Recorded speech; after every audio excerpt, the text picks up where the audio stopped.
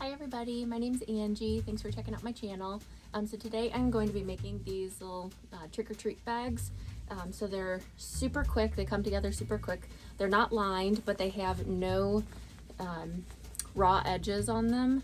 I use this really cute glow-in-the-dark fabric that I've had lying around. I wasn't sure what to do with, so that's what I'm going to be making today. So the supplies that you need are super minimal. So I am just using another piece of the glow-in-the-dark fabric that I got from Joann's. So this one measures 12 inches on the short edge, 12 inches there by 29 inches. And then, so that's all the fabric that you need. And then I just used 1 yard of webbing that I cut to 18 inches each. And then this is poly webbing, so I went ahead and used a lighter to like melt the edges so that they don't fray. Otherwise it can tear apart from your bag.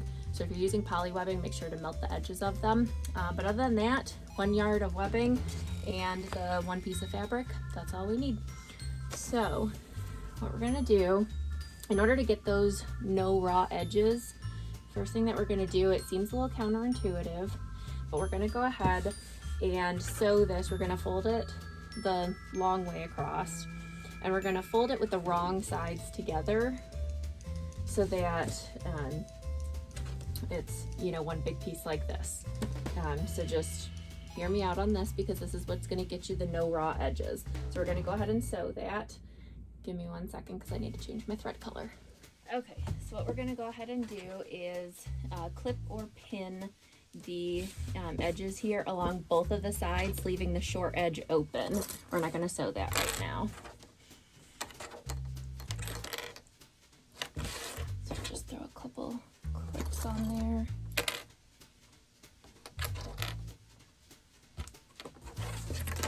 All right, and then we're going to go ahead and sew both sides with a 1/4 inch seam allowance.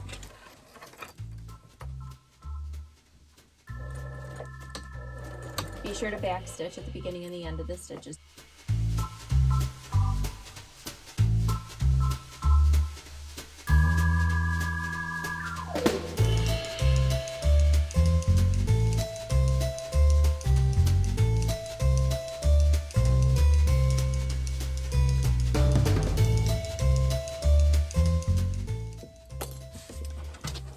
All right, so now we have both sides sewn and the raw edges there are stitched up. So now we're gonna go ahead and flip it right side out, or wrong side out, I guess. We're gonna go ahead and poke out those corners there.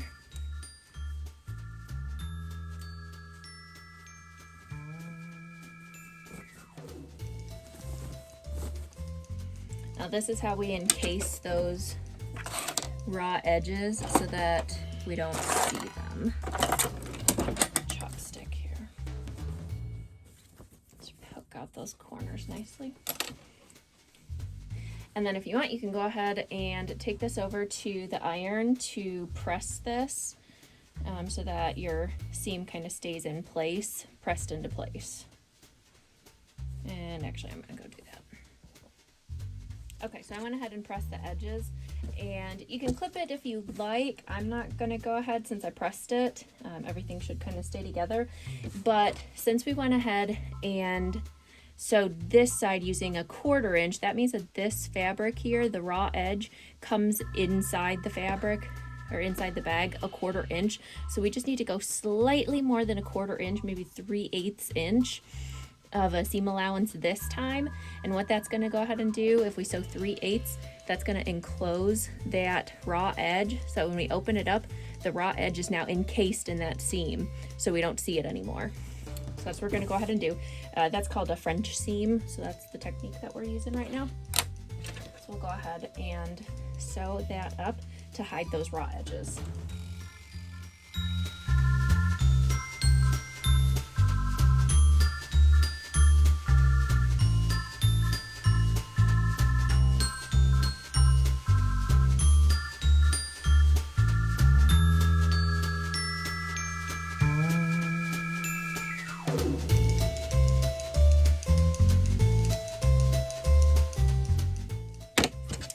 All right, So now we have a little bag that we can turn right side out. Poke out those corners there. And now the inside of it has no raw edges. So now you don't have to worry about if you wash it, you don't have to worry about the inside of it fraying or anything. You might want to go around and just double check your seam allowances just to make sure that none of those raw edges are poking out.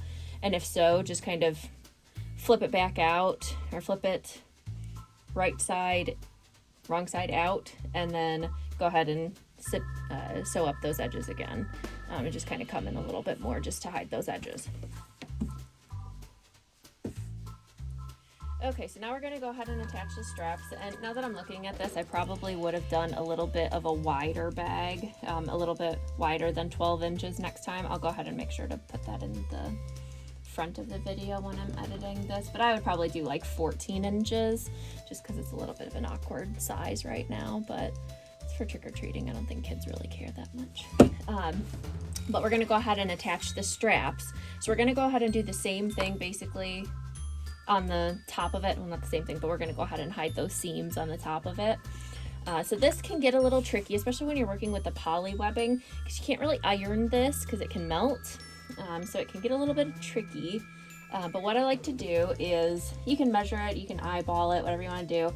I usually think about 2 inches in from the side seam is about a good place to put the straps on there. So I'm going to go ahead and just clip those in place. And I'm just using my cutting mat here to check the 2-inch mark.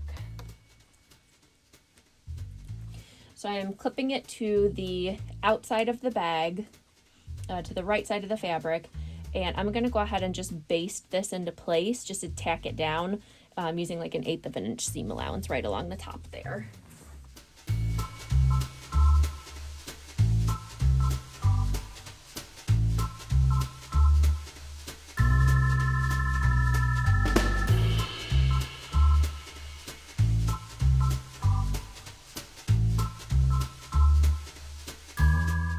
When you're sewing that down, make sure that you're taking the other side of the bag and pulling it out of the way so that you're not stitching through both sides.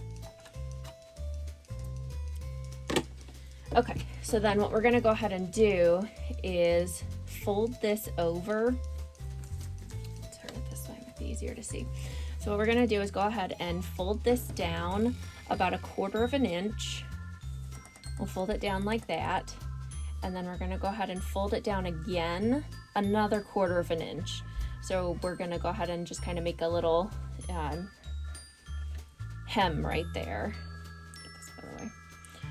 So that's going to fold it down once, and then we're going to fold it down again to encase that raw edge. And then when we top stitch, we'll go ahead and fold the strap up. So the strap is now kind of rolled inside of it. And we'll fold it down and then stitch it up so that the strap is sewn into that top stitching and kind of set upward so that it's not trying to fold into the bag. So I'm going to go over to my sewing machine now and do my best to avoid hitting these seams, but I'm going to do that on both sides of the bag, add the webbing onto it, and fold it up the 1/4 inch and then another 1/4 inch. And I'll come back in just a second. Okay, so we've got the bag all pressed with the seam enclosed on the top. So now we're just going to go ahead and top stitch around.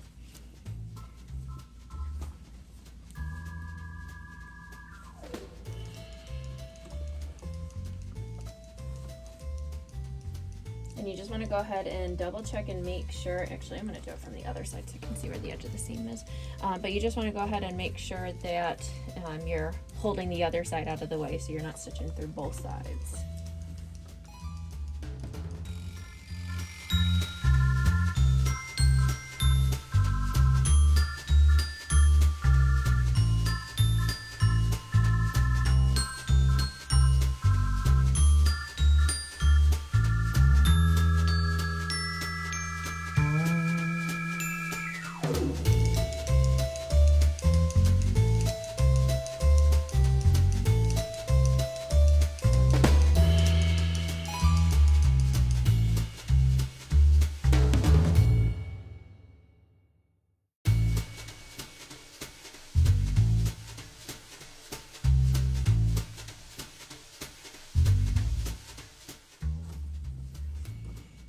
All right, and then if you want, you can go ahead and do another row of top stitching, which I think I'm gonna go ahead and do because the seam kind of flaps up a little bit here. So I'm gonna go ahead and do a second row of top stitching a little bit closer to the top there.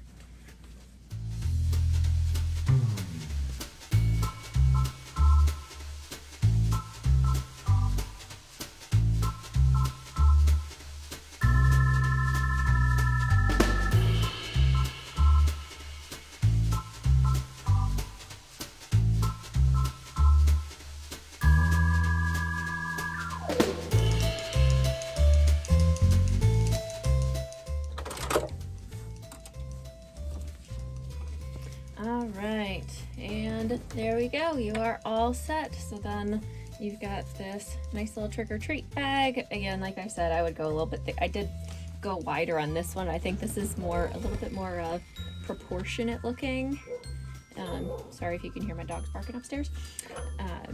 So I would go 14 inches wide the next time that I make this, but still the 29 inches long is a good length. I think that's a good length for the bag, but yeah, just a little bit wider. But yeah, so now you have a little trick-or-treat bag that you can use year after year without having to worry about the inside spraying, because we have the nice finished edges there. And it's a cute little bag that glows in the dark. Who wouldn't want that for their trick-or-treating? All right, well, thanks so much for watching. Make sure to like and subscribe below, and leave me a comment. Let me know if you plan on making some of these for your kids, nieces, nephews, or if you own a shop and are looking to make some for your shop. I like to see that kind of stuff down below in the comments, so let me know. All right, thanks, bye.